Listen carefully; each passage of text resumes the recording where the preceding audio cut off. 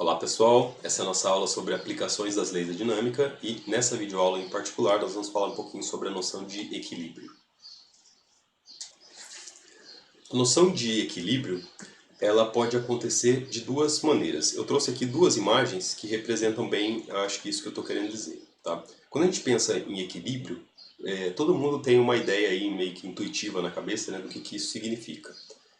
Então, quando você empilha um monte de coisa uma em cima da outra de tal maneira que aquilo fique empilhado, né, fique equilibrado, isso carrega nessa noção que a gente tem de equilíbrio. Então, o equilíbrio ele pode estar associado a um sistema físico, um monte de corpos, né, que estão dispostos de alguma maneira espacialmente falando, mas de tal maneira que eles não estão se movimentando, eles estão totalmente parados e estáticos, né? Então aqui a gente tem um exemplo bem zen, né, de umas pedrinhas empilhadas aqui uma sobre a outra, e elas estão em equilíbrio. Então, assim, é possível deixar elas paradinhas em equilíbrio ali. É claro que se alguém chegar perto e fizer balançar um pouquinho, né, causar alguma perturbação nesse meio, esse sistema ele pode acabar saindo do equilíbrio. Mas para todos os efeitos, né, pelo menos no instante em que essa foto foi retirada, esse sistema aqui estava no equilíbrio. Nós chamamos esse tipo de equilíbrio aqui de equilíbrio estático, porque a velocidade envolvida aqui é zero, está todo mundo parado, perfeitamente estático. Tá? Mas essa não é a única noção de equilíbrio que existe. Existe também a noção de equilíbrio dinâmico. Equilíbrio dinâmico acontece quando as coisas estão em equilíbrio e em movimento ao mesmo tempo, né? Então eu trouxe aqui um exemplo, né, de um malabarista fazendo aqui as acrobacias dele. Ele está girando um monte de prato, sei, pandeiro, um negócio assim na mão, né? Então todos esses objetos aqui estão em movimento. Ele está andando em cima desse motociclo enquanto tudo isso acontece, né? Então percebam que tem, é claro, né, isso aqui é uma imagem, né, mas vocês já devem ter visto algo assim parecido na internet, televisão, qualquer lugar que seja. Isso aqui é uma coisa dinâmica que está acontecendo, é uma coisa que envolve muito movimento, né? Mas, mesmo envolvendo muito movimento, a gente não pode negar que uma pessoa que seja capaz de fazer tudo isso aqui tem uma noção e tem uma percepção corporal que ajuda ela, né, a desempenhar esse papel ao qual a gente pode chamar de equilíbrio, né? Então, tem que se ter muito equilíbrio para fazer uma coisa dessa. Eu diria, inclusive, que para você fazer isso aqui, você precisa de muito mais equilíbrio do que amontoar um monte de pedra uma em cima da outra, né? Então, esses dois exemplos aqui carregam uma noção de equilíbrio, mas eles são diferentes no sentido de que um não está em movimento, o outro está em movimento. Esse tipo de equilíbrio que está em movimento, né, nós chamamos de equilíbrio dinâmico. Então, ele é caracterizado por ter uma velocidade diferente de zero, né? Só que é importante que no equilíbrio dinâmico a velocidade ela não é zero, mas ela é constante. A velocidade não pode estar aumentando nem diminuindo. Porque se a velocidade aumentar ou diminuir, aí isso não é uma noção de equilíbrio, isso é uma noção de alteração do estado do movimento, né? Não é à toa que na primeira lei de Newton não existe distinção entre estado de repouso e estado de movimento retilíneo e uniforme. Então, tanto o estado de repouso quanto o estado de movimento retilíneo uniforme, eles só acontecem na ausência de força resultante, quando a força resultante é zero, né? Então a gente pode colocar aqui que uma condição para que um corpo esteja em equilíbrio, seja ele estático ou dinâmico, não importa, né, é que a força resultante seja zero, né? E dizer que a força resultante é zero não significa dizer que não tem forças agindo sobre o corpo. Muito pelo contrário, existem muitas forças agindo sobre os corpos, mas essas forças elas devem ser tais que quando somadas, vetorialmente falando, somadas, né, elas se anulem, elas dêem um resultado nulo, né? Então, por exemplo, pro artista desempenhar esse número aqui, eu tenho certeza que ele precisa ter muita força nas pernas, nos braços, no quadril e controlar essas forças de uma maneira muito harmônica, de tal maneira que a soma de todas essas forças dê zero como resultado. Tá? Aqui também, né? Cada uma dessas pedrinhas tem o seu próprio peso, né? E as pedras são irregulares, então cada parte da pedra ela puxa com um peso diferente, né? Então existem muitas forças aqui agindo, só que quando somadas todas essas forças o resultado tem que dar zero. Então isso daqui é o que nós chamamos de definição, essa é a condição para que um corpo esteja em equilíbrio. A soma de todas as forças tem que ser zero. Legal? Mais para frente no nosso curso a gente vai ver que dá para incorporar uma outra condição aqui, para quando nós estivermos falando de objetos que são grandes, objetos extensos, né?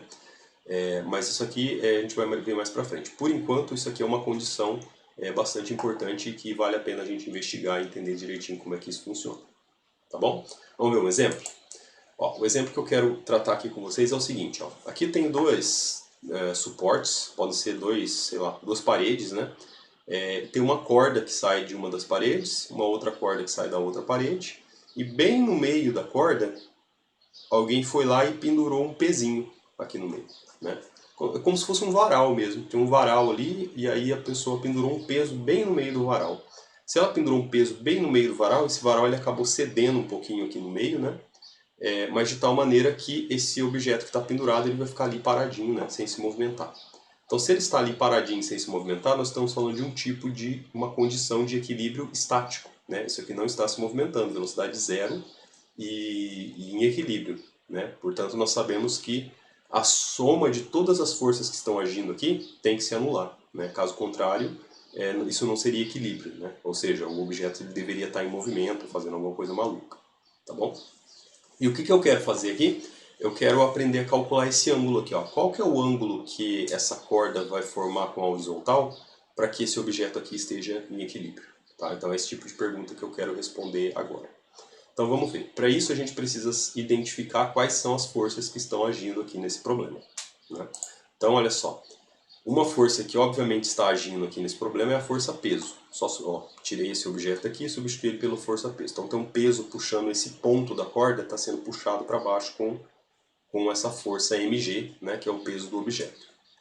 Além disso, esse peso está sendo sustentado pelas duas cordas, e cada uma das cordas vai carregar uma tração. Tem uma tensão ali na corda, né, que a gente representa por T.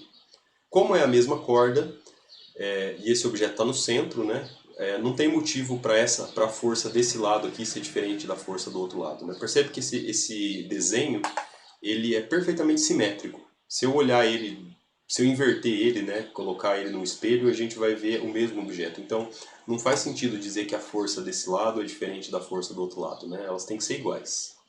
Então eu vou dizer que a força que age aqui tem intensidade T, a força que age aqui tem intensidade T também, tá?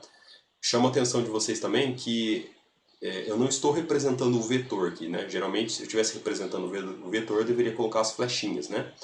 Essas letras que aparecem aqui representam o módulo do vetor somente, né? Por isso eu não me dei o trabalho de colocar as flechinhas. Tá joia? Legal, então nós identificamos aí 3 forças que estão agindo. Agora, o próximo passo bom, se isso aí está em equilíbrio, significa que a soma dessas forças todas, né, tem que ser zero. A soma vetorial dessas forças tem que ser zero. E fazer a soma vetorial dessas 3 forças não é tão fácil assim, né? Porque, primeiro que eu nem conheço esse ângulo, né? Eu nem sei quanto que é o ângulo que forma com a horizontal nem do lado esquerdo nem do lado direito. E fazer essa soma desses dois vetores é meio estranho. Então, o que a gente pode fazer? A gente pode sempre utilizar um truque que é muito importante e que é muito poderoso também, né? Que é aquele truque da decomposição ortogonal. O que nós vamos fazer? Nós vamos pegar todas as forças que estão envolvidas nesse problema e vamos decompor essas forças em componentes horizontais e componentes verticais, né? Em outras palavras, o que eu preciso fazer aqui primeiro? Eu preciso definir um sistema de coordenadas cartesianos ortogonais, que eu vou chamar de eixo do x e eixo do y. Lembra que o eixo do x e eixo do y vocês podem colocar do jeito que vocês quiserem, aonde vocês quiserem, tá? Só que uma vez que o eixo x e y foi escolhido, a gente precisa obedecer essa convenção. Então, eu escolhi o eixo x e y de tal maneira que a origem coincide aqui com o ponto que a gente está analisando. Por simplicidade mesmo, tá? Mas quem quiser colocar em outro lugar, fique à vontade, o resultado tem que dar o mesmo, tá? Então o que nós vamos fazer? Nós vamos pegar todas essas forças e vamos decompor elas em componentes na direção x e na direção y, tá? Então olha só, começar aqui pela força peso. A força peso não tem nada que eu preciso fazer, porque ela já está totalmente na direção vertical, né? Então fechou, a força peso já está certinho, é isso aí mesmo, né? Já essa tração aqui, ela precisa ser decomposta, porque ela não está nem na horizontal nem na vertical. Então eu vou ter que quebrar ela em duas partes, uma componente x e uma componente y. E para isso, a gente faz aqueles truques, né, que a gente já aprendeu lá atrás quando estava falando de vetores.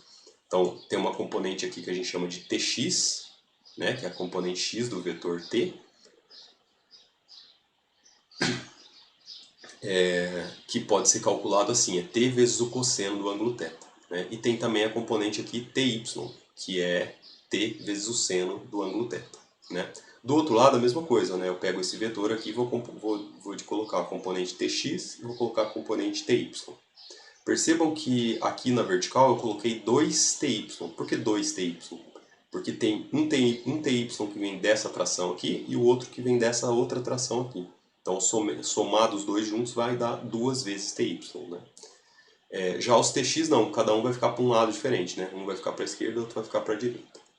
Então, feito isso, agora todas as forças estão nas direções x e y. Né? Essas forças em verde aqui não existem mais. Eu vou deixar elas desenhadas aqui só para a gente lembrar delas, mas a gente não precisa mais olhar para elas. A gente só precisa olhar para as forças que estão nos eixos. Tá bom? E o que a gente quer que aconteça mesmo? Qual que é a condição? A condição é que a força resultante seja nula. Para a força resultante ser nula, significa que a componente x da força tem que ser zero e a componente y da força tem que ser zero. Em outras palavras, falar que a soma de todas as forças é nula significa dizer que a soma de todas as forças na direção x tem que ser zero, a soma de todas as forças na direção y também tem que ser zero. Certo? Então, olha só, se a gente olhar só para a direção x aqui, essa condição ela é automaticamente satisfeita, porque nós temos uma força aqui puxando para a direita, que vale Tx, e tem uma outra força puxando para a esquerda, que vale Tx. Né? Então, essas duas forças aqui, elas obviamente se cancelam. Uma cancela com a outra, né? E essa condição aqui, ela está satisfeita. As únicas forças que existem na horizontal são essas duas e elas se cancelam, então não tem força mais agindo. A força resultante na horizontal é zero. Mas, quando nós olhamos para a direção y, o que acontece? Nós temos uma força aqui ó, na direção y, que é 2ty. E tem uma outra força puxando para o lado contrário, que é mg.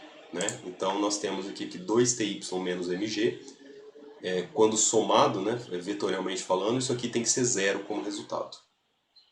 Então, por que tem que ser zero? Porque eu estou pensando na condição de equilíbrio. Né? Então, olhando para a direção y, nós chegamos nessa conclusão aqui. Né? Dizer que isso aqui tem que ser zero é o mesmo que dizer que 2ty, no lugar de ty, eu coloco t seno θ. Ty é t seno θ. Então 2t seno θ tem que ser igual a mg, ou ainda, né, isolando o t aqui, a gente chega nessa conclusão, que t é igual a mg dividido pelo seno do ângulo θ. Tá? Então essa relação aqui permite a gente calcular, ou melhor, permite a gente encontrar, né, uma relação entre a tração que vai aparecer no fio e o ângulo que forma com a horizontal. Então, se a gente for lá e medir o ângulo que formou com a horizontal, né, vamos supor lá 30 graus, formou um ângulo de 30 graus. Se esse ângulo aqui for de 30 graus, então a gente coloca aqui 30 graus no lugar do θ, fica seno de 30, que é meio, com esse 2 aqui cancela, fica t igual a mg. Então a força que cada corda dessa aqui vai sofrer é igual ao peso do objeto que está ali, pendurado. Né? Então isso é importante, porque saber esse ângulo, né, permite a gente calcular a tração nos fios. Né? E como que a gente chegou nesse resultado? Levando em consideração a condição de equilíbrio, né, que no caso aqui é o equilíbrio estático. Legal? Então, esse é um exemplo de condição de equilíbrio estático. Na próxima videoaula eu vou falar sobre um outro exemplo parecido com esse, né, mas onde as forças de tração elas são diferentes. Aqui, por exemplo, as forças são iguais, né? Do lado esquerdo e do lado direito eles são iguais. Na próxima videoaula nós vamos ver um exemplo onde elas não são iguais e como é que a gente procede para calcular e para proceder nesses problemas aí. Tá joia? Então vejo vocês já já.